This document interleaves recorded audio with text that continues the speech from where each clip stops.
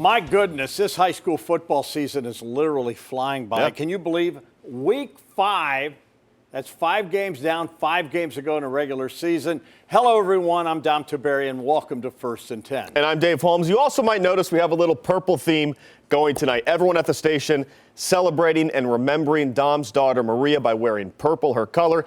This Sunday is the 10th anniversary of her tragic death. Dommy, we love you, Eddie. Well, I love you guys. I'm very thankful for all the love. And speaking of purple, a big game this week featuring the Stallions of DeSales hosting those Silver Knights of Bishop Ready. This is the first meeting between the two schools in 37 years, and the DeSales cheerleaders with some love for our Yolanda Harris.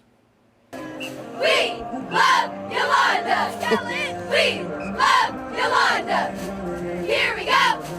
Nice and loud!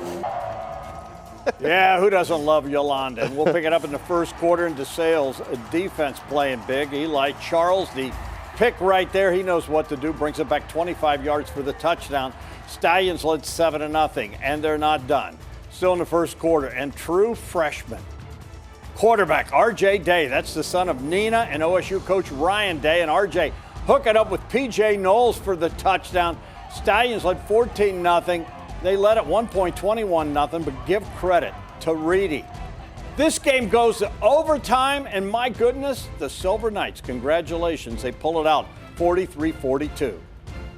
Upper Arlington 3-1 on the season, but the last time the Golden Bears played a road game, they came up short against Pick North. Tonight, the Bears on the road against Groveport Madison. Let's pick it up in the second quarter. Scoreless game. Madison football knocking on the door. Rashad King takes it in for a cruiser touchdown. They lead 7-0. Upper Arlington responds. Kyle Cox finds Wally Swiney. Good little chunk play over the middle before he's knocked out of bounds, and the Golden Bears cap it off.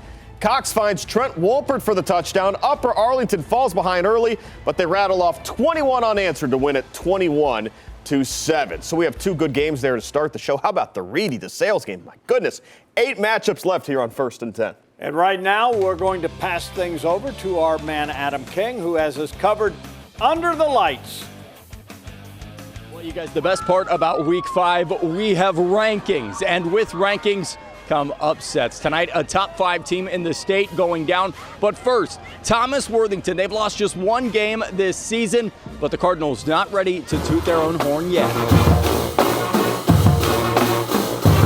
Or tuba, that is. Westland and Thomas Worthington, the strategy here, just let it fly. Amani Smith is down there somewhere.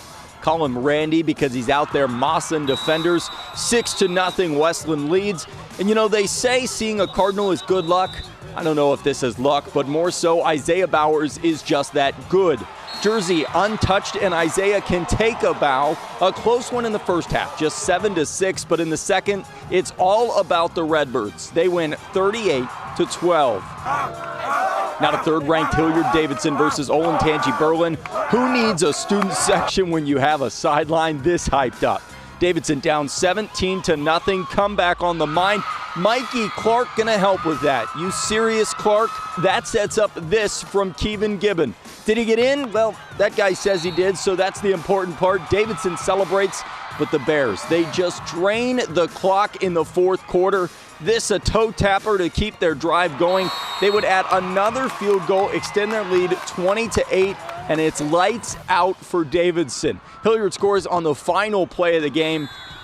It's all about the Bears tonight, taking down the number 3 ranked team in the state. Our kids execute. I mean, they're really well coached. They do a nice job, controlling the football. They do a great job on defense. So for us to pull off a win tonight, thank God we were at home because I think that helps a lot. But for us to pull off a win tonight is something special for our kids.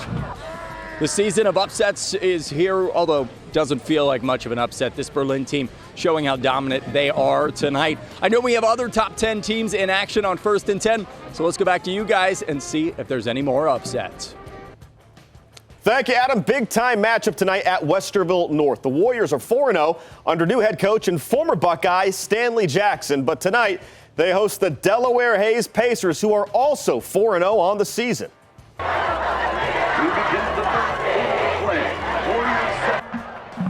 Big-time matchup in Westerville. I think this one up third quarter, game tied at 7. Delaware football, not for long. Pass picked off by Javier Matthews, who takes it back for a big-time return all the way inside the Pacers' 10-yard line. Warriors in business, they convert. Ronald Jackson to Brian Robinson, touchdown Warriors. They lead 14-7.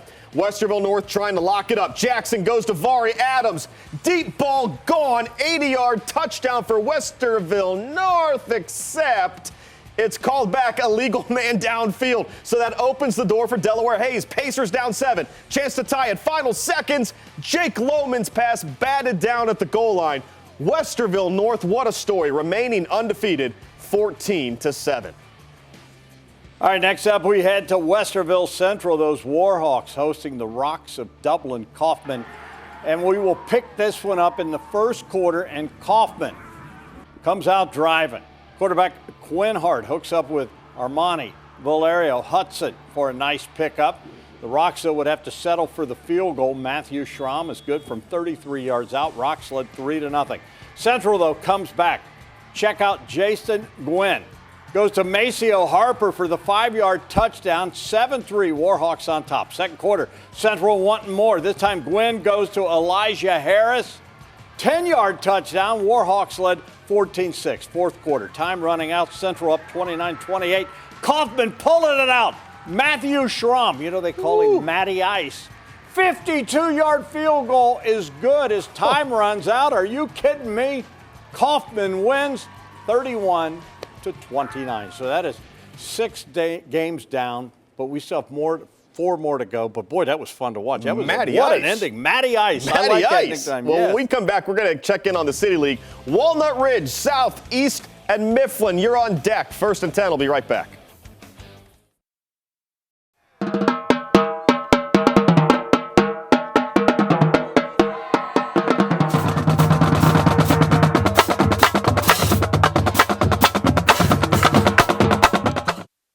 Yeah, how sweet is that? Love the passion and the beat there by the Thomas Worthington Drum Corps. Yeah, nothing like high school football on a Friday night. We have you covered tonight with 4 more games here on First and 10. Yeah, we're going to head to the City League. The Bulldogs of South hosting the Scots of Walnut Ridge. The Bulldogs off to a 3-1 start, while Walnut Ridge has just 1 win. Bulldogs, they are fired up for this one. Yes, they are. Third quarter, South up 24-22, wanting more. Deshaun Simmons goes to N. Johnson Jr., and he knows what to do. He's going to take it in for a touchdown. And the Bulldogs led 31-22 later. And the Dogs driving again. Deshaun Simmons picking up the first down. Look at him running hard. And that's going to set up the touchdown. It worked so well the last time. Why not again, Dave? Why not again? Do it again. Deshaun Simmons in for the touchdown. South wins 46-22. Next, we head to Dublin, Jerome. The Celtics hosting the Jaguars of Hilliard Bradley. Gotta love the Jerome marching band. They are outstanding. Second quarter, tied at 14, and here comes Hilliard Bradley. Cale Huck coming right at you. Into the end zone he goes. And the Jaguars led 21-14. The Celtics come right back. An 8-play drive topped off here by Nolan Peoples. The beautiful pass to Brayton Alford. And we're tied at 21 at the break. Third quarter, and Bradley going to show you why they are undefeated. No quit from these guys.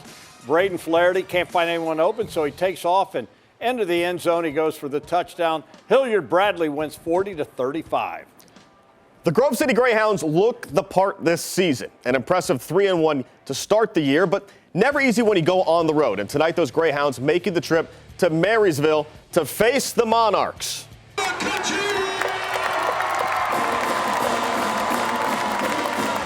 It was youth football night in Marysville. Those are all the Monarchs of tomorrow running through the helmet there. Grove City takes control from the opening possession. Matthew Pappas finds Luke Mullins' 25-yard pass right up the gut. Touchdown, Grove City. They lead 7-0. It was a beautiful night for flying, and Pappas took advantage through the air. Next Greyhound possession, he goes deep to J.J. King. No relation to our Adam King. As far as I know, maybe he is. Who knows? 50 yards. It's 14-0 Grove City. Third series for the Greyhounds ends just like the first two.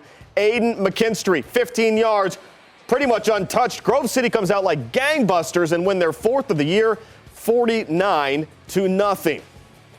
We finish up in the City League. The Mifflin Punchers on the road against the East Tigers. The East High School band rocking out at halftime. That's how Dom dances, too. Yeah. Then in the third quarter, their team matches that energy. East trails 8-0 with the ball. Tajuan Burns goes 18 yards for a Tiger touchdown. 2-point conversion is good. Game tied at 8. Mifflin tries to respond. Pass picked off by Darian Matlock. Dom, I bet you used to watch Matlock. Absolutely. He reminded me of the guy from the Andy Griffith Show. Yes. A lot, really. Next play, Tajuan Burns goes 40 yards for the touchdown. East Tigers lead 14-8. They go on to beat Mifflin 30-14. Really hammering home the target demo with that Andy Griffith reference today. Do I remind you of Gomer, or what do you? You talk like that? So we got 10 up, 10 down. That concludes Week 5. It also concludes the 1950s television references, I promise. And Adam the King, that's what we call him. But we are far from done when it comes to this week's First and 10. We have our plays of the night when we return.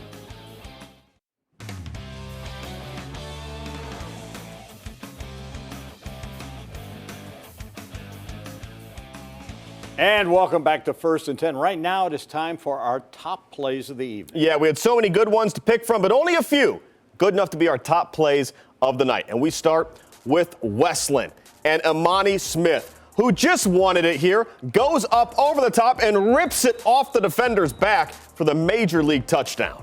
You know, kickers deserve love, especially when your nickname is Matty Ice and you kick for Dublin Kaufman and you make a 52-yarder to win the game. Matty Schramm, otherwise known as Matty Ice. Yeah, we finished with this one from J.J. King. Beautiful pitch and catch off the fingertips for a 50-yard touchdown. Well, hey, if you know a student athlete who excels at school, sports, and service, nominate them to be our 10TV Athlete of the Week, sponsored by Encova Insurance. Just get on 10tv.com/Athlete of the Week. Now, moving on, the Ohio State football team back in action tomorrow with the Hilltoppers of Western Kentucky coming to town for a rare 4 p.m. kick. And that means an air attack, ladies and gentlemen, is coming to the Horseshoe. The Hilltoppers will definitely throw the football. The second they get off the bus, they will. They're led by senior quarterback Austin Reed. You know, he led the nation last year in passing, throwing for nearly 5,000 yards and 40 touchdowns. It's very different than the last couple of weeks, just almost the exact opposite of what we faced the last couple of weeks. So I think our guys are kind of fired up for it. I think they're up for the challenge. You know, they want to, DBs want to get challenged. They want action. You know, the defensive line's got an opportunity to get up to the quarterback. If they're going to throw it like this, find out kind of where we are.